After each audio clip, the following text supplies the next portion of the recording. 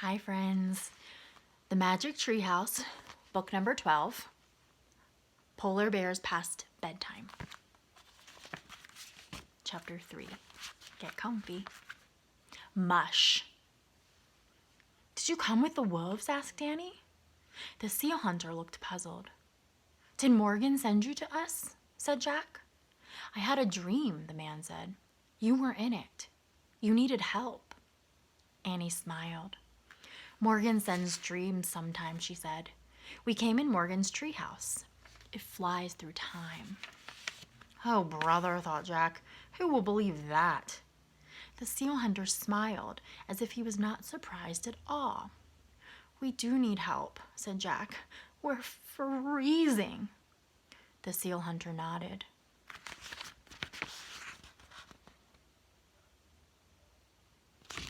And then he left the window. He returned a moment later with 2 small parkas like his own.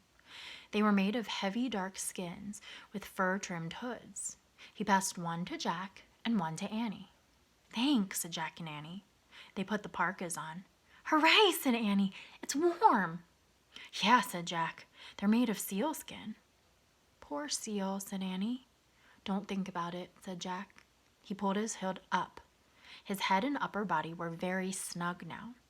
Only his legs, hands, and feet were still freezing. Oh, thanks, said Annie. Jack looked up.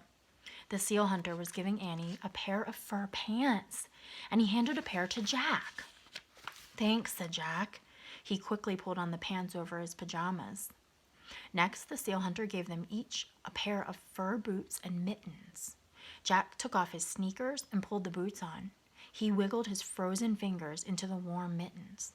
I have a quick question, Jack said to the seal hunter. Do you know the answer to this riddle? He opened his notebook and read, I cover what's real and hide what's true, but sometimes I bring out the courage in you. What am I? The seal hunter shook his head. Come on, he said to Jack and Annie. Then he disappeared from the window. What about those wolves out there? Jack called. But the seal hunter did not answer. He grabbed the Arctic book and looked for a picture of the seal hunter. When Jack found the picture, he smiled. The seal hunter was standing beside a dog sled. Jack read, in cold weather, the seal hunter travels by dog sled. Siberian huskies often howl like wolves.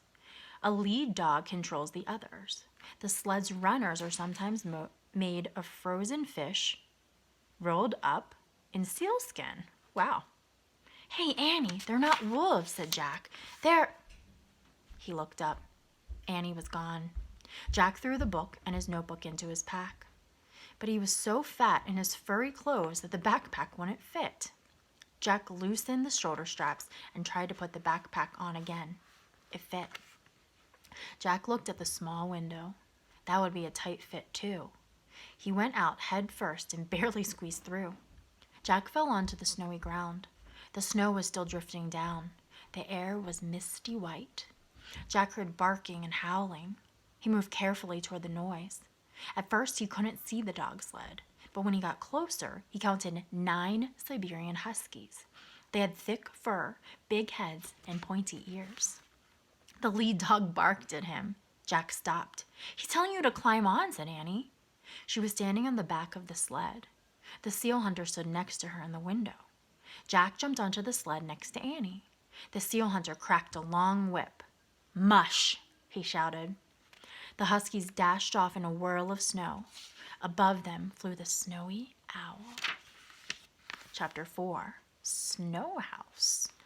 The dog sled skimmed silently over the frozen tundra. The seal hunter ran alongside it. Sometimes he cracked his whip against the ice. The snowdrifts looked like giant white sculptures as the sun slipped behind the frozen hills. Then a full orange moon rose in the sky. The moonlight lit a small, rounded igloo in front of them. The dog slowed, then stopped.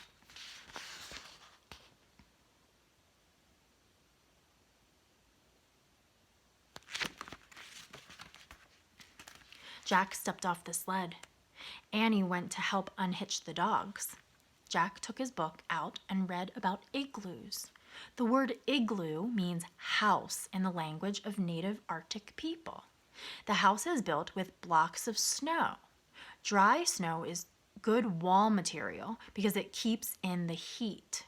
The temperature inside an igloo can be 65 degrees warmer than the temperature outside. Jack took out his notebook. He pulled off his mitten just long enough to write, "Igloo means house." "Come on, Jack," said Annie. She and the seal hunter were waiting for him in front of the igloo. The dogs were leashed together outside.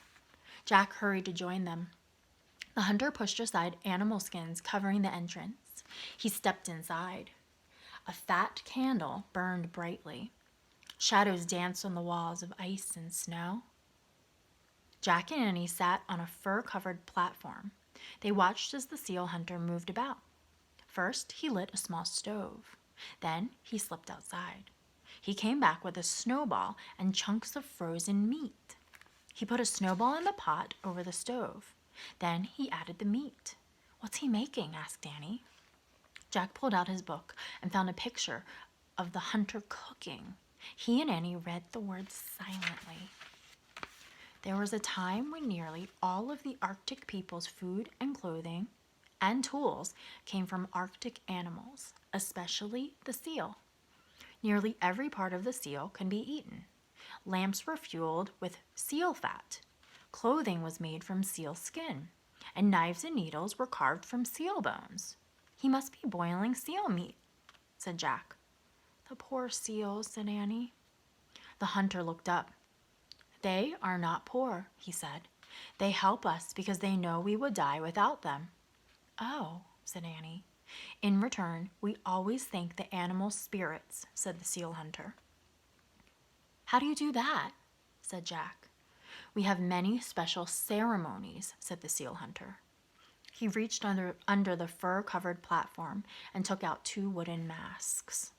"Soon there will be a ceremony to honor the spirit of the polar bear," he said. "I carved these masks for the ceremony." "Polar bears?" asked Annie.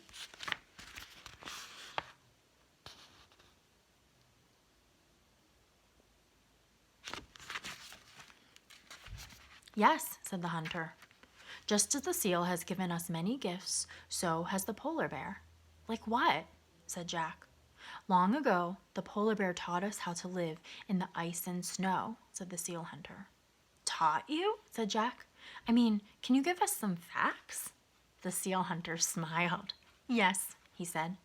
"A polar bear catches a seal when the seal comes up to breathe through a hole in the ice. The oldest seal hunters watched the polar bear and learned. This is how my father taught me to hunt seal, as his father taught him." "That's a good fact," said Jack. "The very first of my people learned to make igloos from polar bears," he said. "Polar bears build snow houses by digging caves in the drifts." "Another good fact," said Jack. "Sometimes the polar bear can even teach people to fly," said the seal hunter. "That's an amazing fact," said Annie. Jack smiled. "The rest sounded like true facts," he said, "but I know that's pretend." The hunter just laughed. Then he turned back to his cooking. That's why he wasn't surprised to hear about the treehouse, Jack thought. If he believes polar bears can fly, he probably would believe anything. The seal hunter lifted the chunks of boiled seal out of his pot. He dropped them into a wooden bucket and gave it to Annie. "Let's feed the dogs," he said. "Oh boy," said Annie. She followed the hunter outside, swinging the bucket. Jack quickly threw his notebook and the Arctic book into his pack. He started to follow them. Then his gaze fell on the 2 bear masks. He picked them up to get a better look. Each was carved in the shape of a polar bear's face, with a blunt nose and roundish ears. There were 2 holes for eyes and a strap to hold it on your head. Suddenly, howls split the air. The dogs were barking and growling.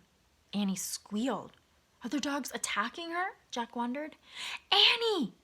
Still holding the bear masks, Jack charged out of the igloo.